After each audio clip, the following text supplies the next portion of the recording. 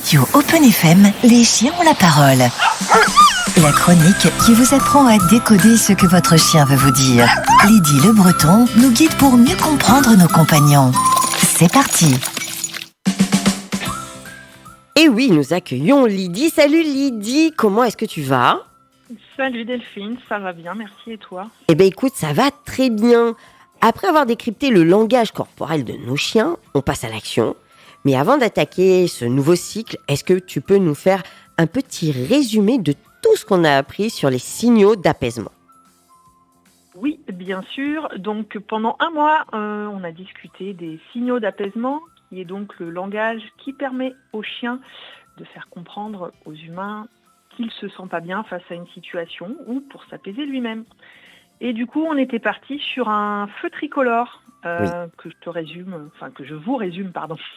On va pas oublier les éditeurs, que je vous résume en bref, le feu vert avec les bâillements, le détournement du regard par exemple, le feu orange avec le corps raidi et le grognement qui alerte que le chien là n'est vraiment pas dans de bonnes conditions, et ensuite le feu orange avec la morsure. Le feu rouge, pardon, le feu rouge avec la morsure. Donc voilà, ça c'était le résumé de ce qu'on a vu pendant toutes ces séries sur les signaux d'apaisement. Et aujourd'hui, on va changer, on va parler de quoi ?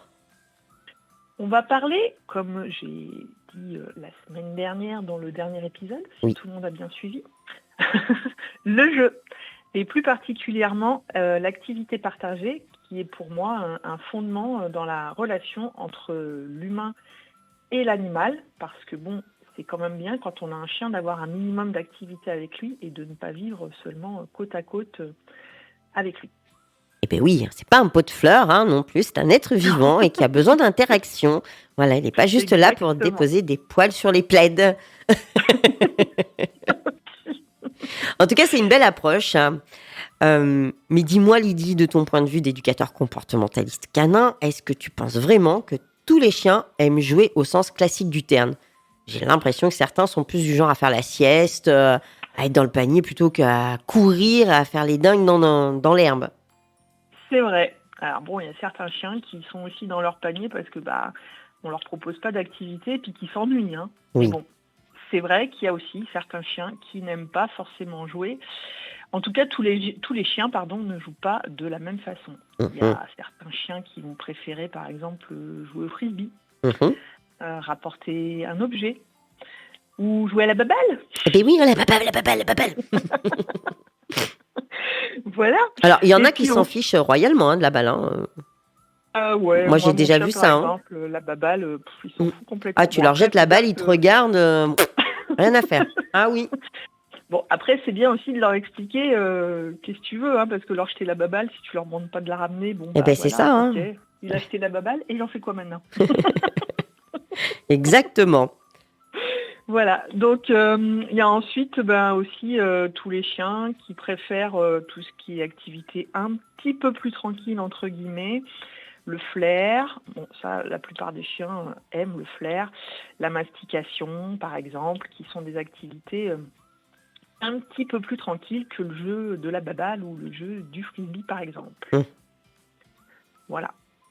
Et par contre, faut pas forcer un chien sur une activité qu'il n'aime pas. Si par exemple, toi tu as envie de jouer à la baballe avec ton chien mais que lui ça ne l'intéresse pas, écoute, faut choisir un autre jeu quoi. C'est ça, parce que finalement si le chien prend pas de plaisir ou que le maître ne prend pas de plaisir, il n'y a pas de partage, c'est pas cool. Exactement. Il faut que ce soit un partage et que l'activité convienne aux deux. Donc, quelles sont justement les alternatives au jeu de la balle pour les chiens qui sont moins sportifs ou qui ont d'autres centres d'intérêt ? Alors, moi, ce que j'aime bien chez les chiens, c'est ce que je pourrais appeler la dépense mentale. C'est-à-dire qu'ils utilisent un petit peu leur cerveau, entre guillemets, mais surtout leur nez. Parce que je pense que tu sais, le nez, le flair chez le chien est un sens très développé. Oui, apparemment. Et que ils sont souvent utilisés pour des recherches de personnes, donc, parce qu'ils ont un flair quand même hors du commun. Donc les jeux de flair par exemple. Donc par exemple, ça peut être cacher des friandises, des jouets dans la maison ou dans le jardin si les personnes ont un jardin, ça peut être ça. Ça peut être également des activités de mastication avec des os à mâcher. Pardon. Alors par contre, moi je suis plus sur des friandises naturelles de Oui. préférence. Pas des os où il y a plein de cochonneries dedans. Ouais, c'est-à-dire des trucs pas transformés. Exactement. Genre Comme des par oreilles de exemple, cochon, voilà, de la panse de bœuf avec la bonne odeur. Enfin, la bonne odeur pour lui, hein, parce que... Sur la bonne odeur pour lui, oui. C'est une odeur que le chien apprécie. Moi, personnellement, je l'apprécie moins, mais bon, Ah oui, ça sent ma fort. foi. Ok. Nerf de bœuf, en fait, tout ce qui n'est pas transformé, à mon sens, c'est mieux que des choses à mâcher qui sont transformées et plein Ça, de produits pas forcément idéaux. Moi, je sais Voilà. que j'ai découvert qu'il y a plusieurs trucs, notamment avec du poisson, mais ça, on pourra peut-être en parler dans une autre chronique. Bien sûr, pas de problème, avec plaisir.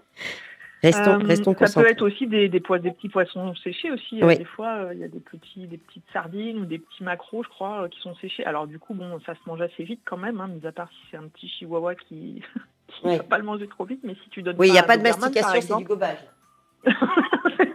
Exactement. Donc ensuite, il y a tout ce qui est jouets d'occupation. Ok.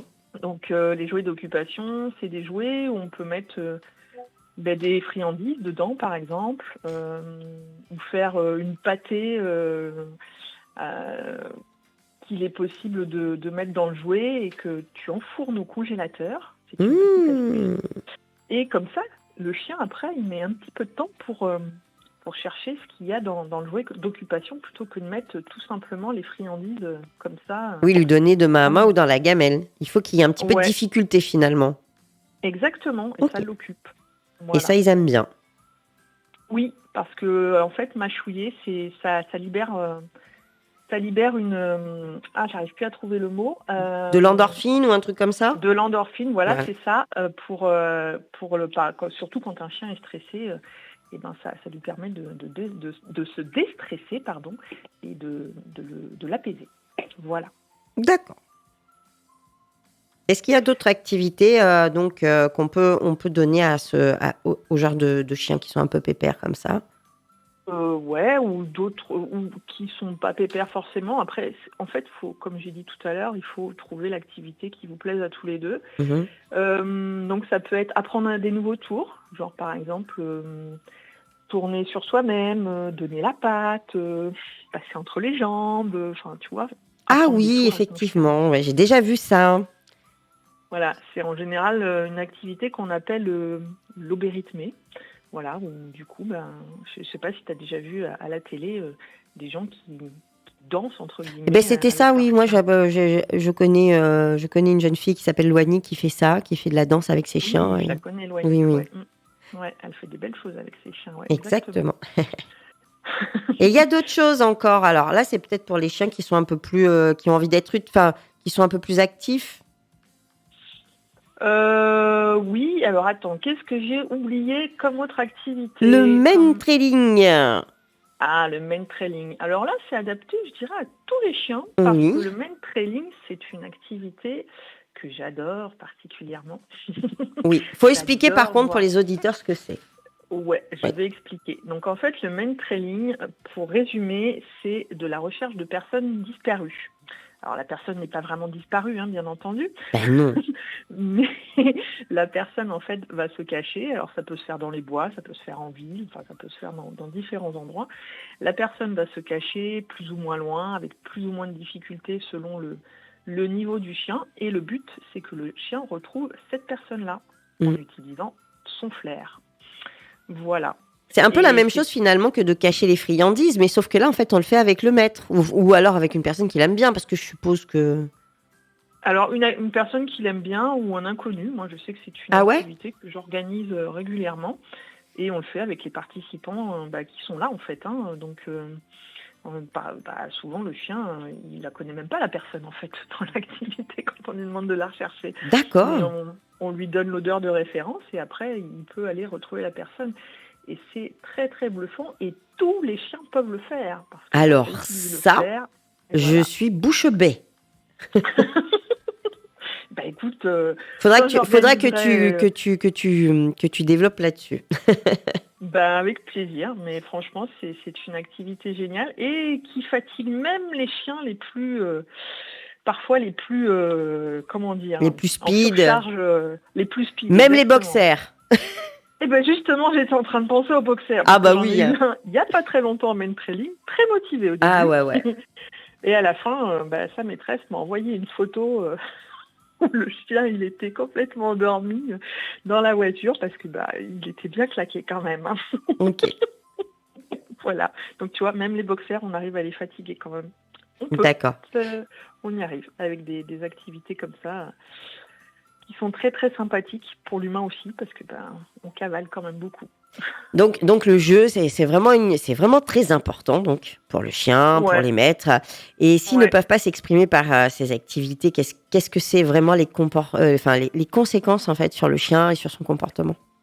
Eh ça peut être un chien qui va s'ennuyer, ça va être un chien qui peut être frustré, qui peut être stressé parce que ses besoins ne sont pas remplis en fait. Donc ensuite, il peut y avoir des problèmes de comportement, comme des destructions, des aboiements excessifs par exemple, ou de l'hyperactivité si c'est vraiment un chien qui a besoin d'activité et dont le besoin n'est pas rempli, on peut avoir plein de problèmes de comportement derrière quoi en fait. Si ces besoins d'activité ne sont pas remplis. Voilà. Eh bien, écoute, en tout cas, c'est une introduction très complète et très motivante. Je suis sûre que nos auditeurs sont prêts à revoir peut-être leur manière d'interagir avec leur chien. Et ce sera quoi la suite ? Alors, la suite, on parlera des activités qui risquent de trop exciter le chien. Ah, ça c'est important. Et ouais.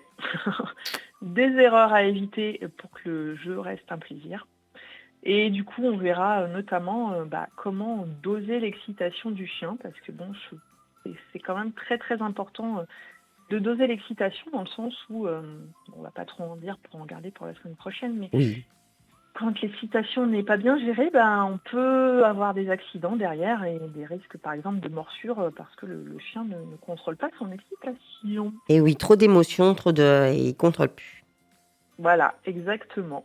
Très bien, merci beaucoup. On peut bien évidemment te contacter ou nous contacter si on a des questions sur le comportement des chiens et via également ton site internet. On peut le rappeler ? Oui, bien sûr. www.instinctdelien.com. Donc voilà, c'était Les chiens ont la parole. On se retrouve la semaine prochaine. D'ici là, écoute bien ce que ton chien a à te dire. À bientôt.